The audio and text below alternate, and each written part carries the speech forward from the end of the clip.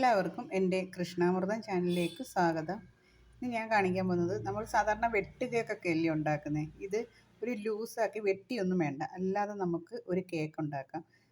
അതിന് വേണ്ടുന്ന സാധനങ്ങൾ വെച്ചാൽ 3 മുട്ട ഇവിടെ ഞാൻ എടുത്തിട്ടുണ്ട്. പക്ഷേ ഇത് കുഴച്ച് വരുമ്പോൾ ചിലപ്പോൾ 2 മുട്ടയുടെ ആവശ്യമുണ്ടെങ്കിൽ 2 മുട്ട മതി. നമ്മൾ 1 കപ്പ് റവ എടുത്തിട്ടുണ്ട്, 1 കപ്പ് മൈദാമാവ് എടുത്തിട്ടുണ്ട്. പിന്നെ കുറച്ച് മധുരം ചേർക്കുന്നുണ്ടായതുകൊണ്ട് കുറച്ച് മധുരം കൂട്ടി വേണമെങ്കിൽ ഇതുപോലത്തെ 2 കപ്പ് പഞ്ചസാര എടുക്കാം. ഒരു 10-12 ഏലക്ക എടുക്കാം. ഞാനിപ്പോൾ മധുരം കുറച്ചായതുകൊണ്ട് കുറച്ച് പഞ്ചസാരയും ഒരു 6 ഏലക്ക എടുത്തിട്ടുണ്ട്. പിന്നെ ആവശ്യത്തിനുള്ള ഉപ്പ്. ഇനി നമുക്കിതെല്ലാം കൂടെ ഒന്ന് മിക്സ് ചെയ്യാം. അതിന് മുമ്പേ നമുക്ക് ആദ്യം പോയി ഈ പഞ്ചസാരയൊന്ന് പൊടിച്ചുകൊണ്ട് വരാം. കണ്ടേ, പഞ്ചസാരയും ഏലക്കയും കൂടെ ഒന്ന് പൊടിച്ചെടുക്കണം.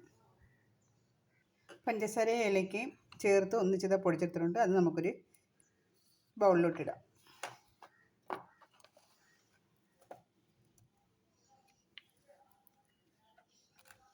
പഞ്ചസാര ഏലക്കയും കൂടെ ഒന്നിച്ച് പൊടിച്ചാൽ നല്ലോണം ഏലക്ക പൊടിയും. അതുകൊണ്ട് പഞ്ചസാര ഏലക്കയും കൂടെ അത് പൊടിക്കുന്നത്. അതിൻ്റെ കൂടെ നമുക്ക് മുട്ട പൊട്ടിച്ചൊഴിക്കാം.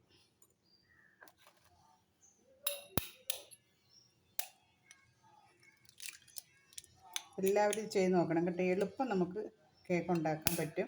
ഇത് വെച്ചിരുന്നാൽ കഴിക്കാനും നല്ലതാണ്. വെളിച്ചെണ്ണയ്ക്കകത്ത് ആക്കിയാൽ പെട്ടെന്ന് ചീത്തയപ്പോൾ സൺഫ്ലവറിനകത്ത് ആക്കി വെച്ചാൽ കുറേ ദിവസം ഇരിക്കും, ചീത്തയൊന്നും ആകത്തില്ല കേട്ടോ. അപ്പോൾ ആദ്യമേ നമുക്ക് 2 മുട്ട പൊട്ടിച്ചെടുക്കാം. എന്നിട്ട് ഇതിൻ്റെ ബാറ്റർ എങ്ങനെ ശരിയാവുന്നത് നോക്കിയിട്ട് നമുക്ക് വേണമെങ്കിൽ 1 മുട്ട ഇടാം. അതിനകത്ത് വെള്ളം ചേർക്കത്തില്ല. എനിക്ക് കേക്ക് വെട്ടിയെടുക്കണ്ട, അങ്ങനെയൊന്നും വേണ്ട. കുഴമ്പ് രൂപത്തിൽ ഇത് മാവിരിക്കും. നമുക്ക് നല്ലോണം ഒന്ന് കലക്കിയെടുക്കാം. എൻ്റെ ചാനൽ എല്ലാവരും ഇത് കയറി കാണണം. എല്ലാവർക്കും ഇഷ്ടമാണെങ്കിൽ ലൈക്ക് ചെയ്യണം, ഷെയർ ചെയ്യണം.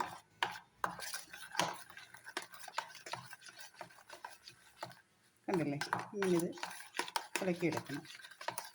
ചിലപ്പോൾ എല്ലാവർക്കും അറിയാമായിരിക്കും, ഇതൊക്കെ എല്ലാവരും ഉണ്ടാക്കുന്നതായിരിക്കും. എന്നാലും ഞാനിത് ഒന്നുണ്ടാക്കി കാണിക്കുക കേട്ടോ. നമ്മൾ എള്ള് പറഞ്ഞില്ലായിരുന്നു, കറുത്ത എള്ളും കൂടി വേണം കേട്ടോ. ഇനി നമുക്കതിനകത്ത് റവ ഇടാം. കണ്ടേ, റവ വറുക്കാത്ത റവയോ വറുത്ത റവയോ മതി. പിന്നെ അതിൻ്റെ കൂടെ മൈദാമാവ് നമുക്ക് മിക്സ് ചെയ്യാം. നല്ലോണം മിക്സ് ചെയ്യണം. ഇതിന് നോക്കിയിട്ട് വേണം ഇനി മുട്ട ചേർക്കാൻ. കുഴമ്പ് രൂപത്തിൽ വരണം.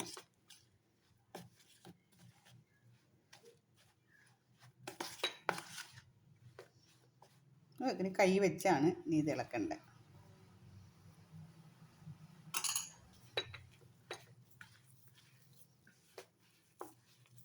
അല്ലേ, എല്ലാവരും ചെയ്ത് നോക്കണം കേട്ടോ. എളുപ്പം നമുക്ക് നല്ല സൂപ്പറായിട്ടുള്ളൊരു കേക്ക് നമുക്ക് ഉണ്ടാക്കിയെടുക്കാം. ഇതിന് പാടൊന്നുമില്ല. ഇനിയിപ്പോൾ ഇനി മുട്ടയുടെ ആവശ്യമില്ല. ഒരു 2 മുട്ടയുടെ ആവശ്യമുള്ളായിരുന്നു കേട്ടോ. ഇത് കണക്കിരിക്കണം.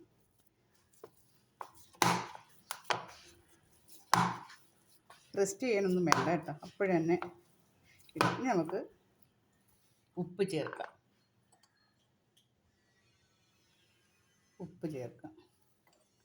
അതിൻ്റെ കൂടെ കറുത്ത എള്ള്,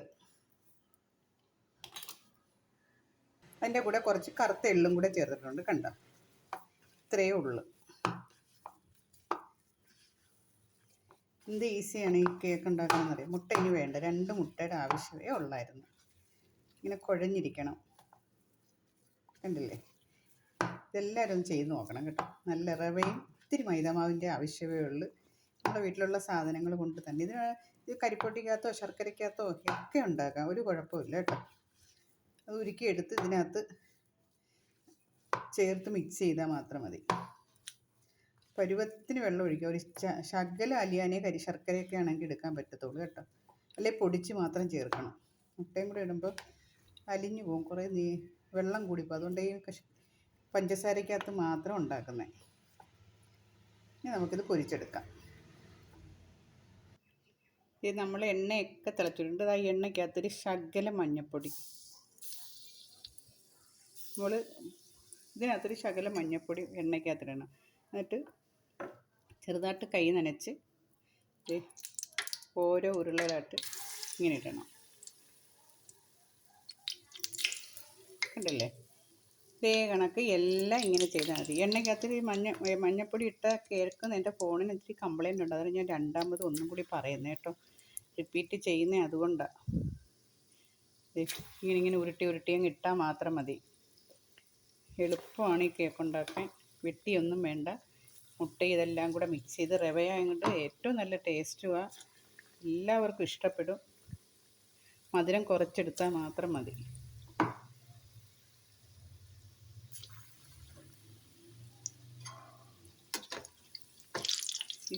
എളുപ്പം ഉണ്ടാക്കിയെടുക്കാം കേട്ടോ. എല്ലാവരും ഇത് ഉണ്ടാക്കി നോക്കണേ. നല്ല ടേസ്റ്റുമാണ് കഴിക്കാൻ. ഇത് ഉണ്ടാക്കിയിട്ടുണ്ടായിരിക്കും, ചിലർക്കൊക്കെ അറിയായിരിക്കും. അറിഞ്ഞൂടാത്തവർ ഇത് ഉണ്ടാക്കി കഴിക്കണം കേട്ടോ. നല്ല ടേസ്റ്റ്. കുട്ടികൾക്കൊക്കെ ഉണ്ടാക്കി കൊടുക്കാൻ നല്ലതാണ്. അവരൊക്കെ ഇരുന്ന് കഴിച്ചോളും. പിന്നെ നമുക്ക് എവിടെയെങ്കിലും പോകുമ്പോൾ, യാത്രയിൽ പോകുമ്പോൾ ഇത് ഉണ്ടാക്കിക്കൊണ്ട് പോയാൽ ചായ മാത്രം മേടിച്ച് മാത്രം, അല്ലെങ്കിൽ ചായ കൊണ്ടുപോയാൽ മാത്രം മതി. ഇതിങ്ങനെ കഴിക്കാൻ നല്ല ടേസ്റ്റാണ്. കണ്ടില്ലേ? രസമുണ്ട്. കണ്ടോ? നല്ല കേക്കാണ് കേട്ടോ.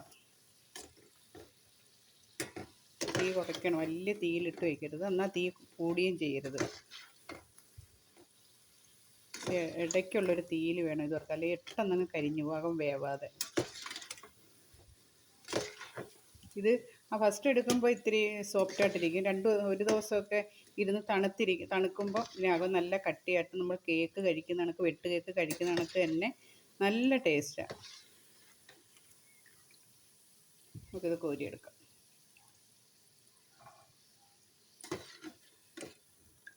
കണ്ടില്ലേ? നല്ല മണവുമാണ്. വിലക്കടയും ഒക്കെ നല്ല മണം. നമുക്കിത് കണക്ക് എല്ലാം വറുത്ത് കോരാം. നമ്മൾ ഒരു ഇച്ചിരി റവയും ഇത്തിരി മൈദാമാവ് മാത്രമേ എടുത്തുള്ളൂ. എന്തുമാത്രം പലഹാരം ഉണ്ടാക്കി. ഇതൊക്കെ നമ്മൾ കടയിലോട്ട് പോയി കഴിക്കുമ്പോൾ നമുക്ക് ഇഷ്ടപ്പെടത്തതുമില്ല, ഭയങ്കര പൈസയും ആവും. അതിനെക്കാട്ടും നല്ലത് നമ്മളെ വീട്ടിൽ ഇത്തിരി ഉണ്ടാക്കി വെച്ചിരുന്ന കുട്ടികൾക്കും മുതിർന്നവർക്കും ആരെങ്കിലും വിശേഷിച്ച്